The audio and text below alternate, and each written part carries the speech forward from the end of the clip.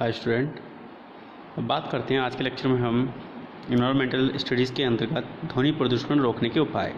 तो ध्वनि प्रदूषण के तीन मुख्य घटक हैं: स्रोत, माध्यम, प्राप्तकर्ता। तो इन तीन घटकों में प्रत्येक का नियंत्रण करने का प्राविधान हो जाए तो ध्वनि प्रदूषण रुक जाता है। तो कौन कौन सा प्रावधान है? पहला है स्रोत पर शोर का नियंत्रण, यानी कि जिस स्रोत से शोर प्राप्त हो रहा है, ध्वनि प्राप्त हो रही है, उस पर हम नियंत्रण कर लें, कम से कम आवाज़ प्राप्त हो, उससे ध्वनि प्राप्त हो।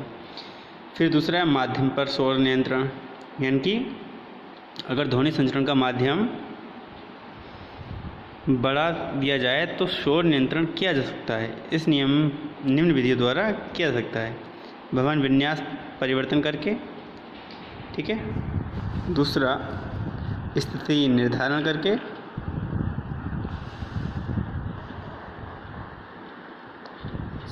तीसरा अवशोषण, चौथा मफलरों का प्रयोग करके, फिर क्या है प्राप्तकर्ता पर शोर नियंत्रण। तो शोर अवधि में अधिक समय तक ना रहना,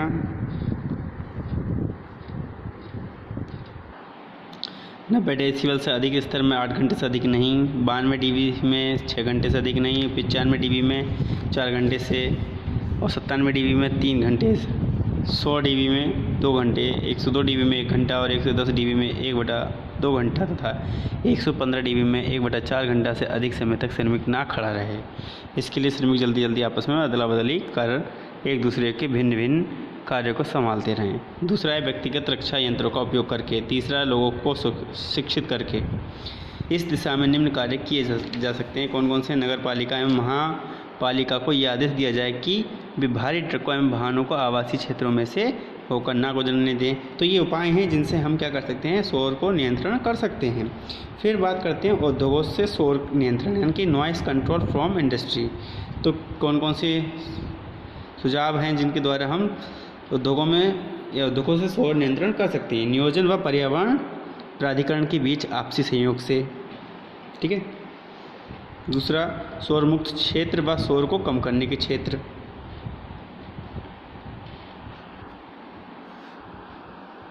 ध्वनि रोधन अभिकल्पन, एयरबॉर्न इम्पैक्ट नायाज, स्रोत से शोर कम करना, यानी कि जो स्रोत से हमें शोर ज़्यादा मिल रहा है उसको हम कम कर सकते हैं। ऐसी मशीनों को लगाएं जिनमें ध्वनि कम हो, साइलेंसर लगा सकते हैं, ठीक है।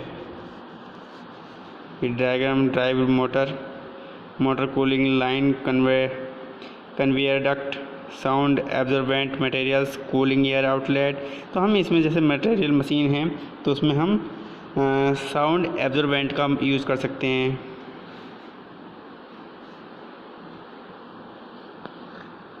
लुब्रिकेंट का यूज़ करें मशीन में तो जिससे कि वो मशीन ज़्यादा घर्षण ना होगा तो आवाज़ कम करेगी। शोर स्रोत का छानना, रक्षकों का प्रयोग करके, कंपन एवं अवमंदन अलग करके, साइलेंसर का उपयोग करके। शोर का प्रभाव, इफेक्ट ऑफ नॉइज़। तो क्या क्या प्रभाव पड़ता है? तो देखिए, बातचीत में व्यवधान आता है, व्यक्तिगत आराम में कमी, कार्य क्षमता में कमी, शारीरिक प्रभाव, मनोवैज्ञानिक प्रभाव, व्यावसायिक दुर्घटना, पदार्थ पर प्रभाव, इन सब पर शोर का प्रभाव पड़ता है। बातचीत में व्यवधान पड़ जाता है, व्यक्तिगत आराम में कमी हो जाती है, कार्य क्षमता में कमी आ जाती है।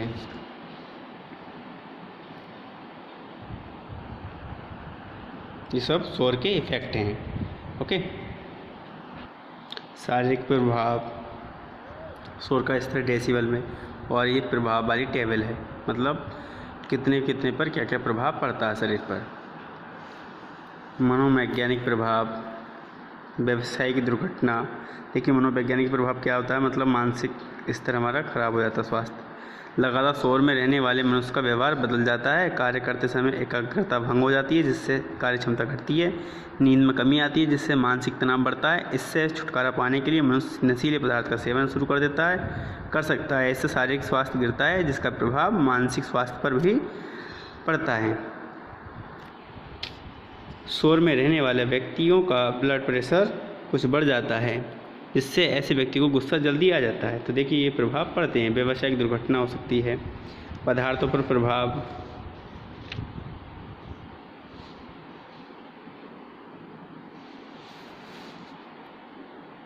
ये विभिन्न शहरों के वो हैं, विभिन्न शहरों में शोर का स्तर। ध्वनि गति। तो ध्वनि की गति माध्यम की घनत्व के व माध्यम की प्रत्यास्थता पर निर्भर करती है। सघन माध्यम व कम प्रत्यास्थ पदार्थ में ध्वनि की गति कम होती है। 20 डिग्री सेल्सियस 68 फ़ारेनहाइट ताप पर ध्वनि गति 1130 फुट प्रति सेकंड यानी कि 344 मीटर पर सेकंड या 770 मील पर घंटा होती है। 0 डिग्री सेल्सियस तापमान यानी कि 32 डिग्री सेल्सियस 32 फ़ारेनहाइट पर ध्वनि की गति 1090 फीट पर सेकंड हो जाती है। प्रति डिग्री सेंटीग्रेड तापमान बढ़ने पर अनुमानतः 2 फुट पर सेकंड यानी 0.6 मीटर पर सेकंड ध्वनि की गति बढ़ जाती है। अर्थात 1 फ़ारेनहाइट ताप बढ़ने पर ध्वनि की गति 1 फुट प्रति सेकंड बढ़ जाती है। पानी में ध्वनि की गति 1440 मीटर पर सेकंड व स्टील में 5000 मीटर पर सेकंड होती है। प्रकाश की गति 3 × 10⁸ मीटर पर सेकंड है। एक अनुमान के अनुसार प्रकाश की चमक व गड़गड़ाहट में 5 सेकंड का अंतर रहता है, तो ये 1 मील दूरी प्रदर्शित करता है। ध्वनि स्तर को जोड़ना। प्राय ध्वनि स्तर को डेसिबल में मापा जाता है, जिसे डीबी से प्रदर्शित करते हैं। ध्वनि स्तरों को जोड़ने का सूत्र L = 10 log into 10 L1/10 plus 10 L2/10 है। यदि एक स्तर 66 dB है तथा दूसरा 79 dB है, तो इन दोनों ध्वनि स्तरों का ऐड L = 10 log 10⁻6 66/10 प्लस 10⁻79/10। इसको सॉल्व करेंगे तो इस तरीके से सॉल्व करते चले जाएंगे और कितना आएगा 79.2 dB। इसी प्रकार 80 dB व 45 dB का जोड़, तो ये साउंड का जोड़ है। ध्वनि मापन की दूसरी इकाइयाँ देख सकते हैं आप। ध्वनि में रहने की समय सीमा देखिए, 90 डेसिबल का तो 8 घंटे, 93 का 4 घंटे, 100 है तो 48 मिनट और 110 है तो 4.8 मिनट। तो इस तरीके से घटता जाता है।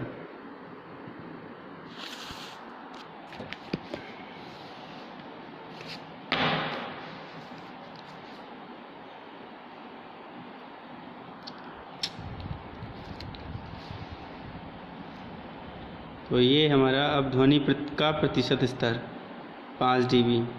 ध्वनि में रहने का अंक NEI, ठीक है। NEI 1 है तो ओवरडोज्ड है,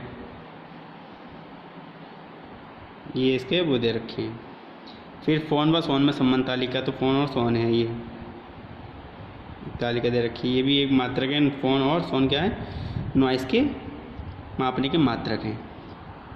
बात करते हैं ध्वनि प्रदूषण के प्रभाव, नॉइस पॉल्यूशन। तो अधिक शोर में वार्तालाप में कठिनाई होती है। अधिक शोर अस्थायी या स्थायी बहरेपन का कारण है। अधिक शोर में सिरदर्द, तनाव, बेचैनी, रक्तचाप, मानसिक तनाव व उदर संबंधित उत्पन्न हो सकती हैं। दीपावली पर ध्वनि प्रदूषण, तो देखिए दीपावली पर कितनी ध्वनि प्रदूषण होता है। ये उसकी रिपोर्ट है, इसे आप पढ़ लें। ध्वनि प्रदूषण की रोकथाम, तो ध्वनि प्रदूषण की रोकथाम कैसे करेंगे आप। अधिक शोर करने वाले वाहनों और मशीनों का प्रयोग ना हो। ध्वनि विस्तारक यंत्र जैसे लाउड स्पीकर आदि एवं पटाखों का प्रयोग कम से कम किया जाए। अधिक शोर करने वाली मशीनों को बंद परिसर में रखा जाए ताकि शोर बाहर ना जा सके। ध्वनि प्रदूषण कम करने वाले रेशों की शीट, बोर्ड आदि का प्रयोग हो। चौड़े पत्ते वाले वृक्षों का वृक्षारोपण हो जो ध्वनि को सोखकर कम कर सके। और क्या, कार्यालयों, पुस्तकालयों, चिकित्सालयों, विद्यालयों, न्यायालयों एवं आवास गृहों में आदि में निर्माण सामग्री तथा उपयुक्त बनावट द्वारा शोर नियंत्रण किया जा सकता है। ठोसों में ध्वनि तरंगें, ये ठीक। गैसों में ध्वनि की चाल।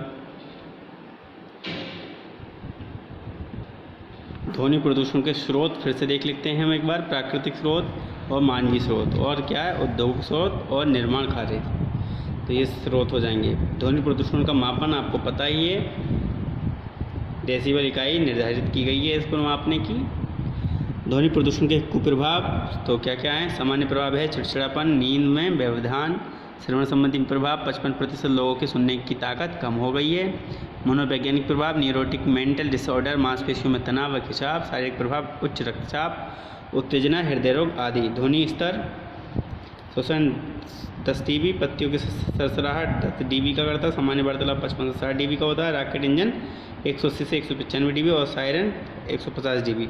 ध्वनि प्रदूषण का नियंत्रण, तो अभी जो पीछे देखा था उस तरीके से इसका नियंत्रण कर सकते हैं। फिर भी आप इसको पढ़ लें। विभिन्न क्षेत्रों में सड़कों के किनारे हरे वृक्षों की कतार खड़ी करके ध्वनि प्रदूषण से बचा जा सकता है, क्योंकि हरे पौधे ध्वनि तीव्रता 10 से 15 dB कम करते हैं। प्रेशर हॉर्न बंद किए जाएं। इंजन मशीनों की मरम्मत लगातार हो। शहरों के नए इलाके बसाते समय सही योजनाएं बनें। तो ये प्रश्नावली है। तो आज के लेक्चर में बस इतना ही। थैंक यू, जय हिंद। कल हम चैप्टर नंबर 8 देखेंगे नेक्स्ट लेक्चर में।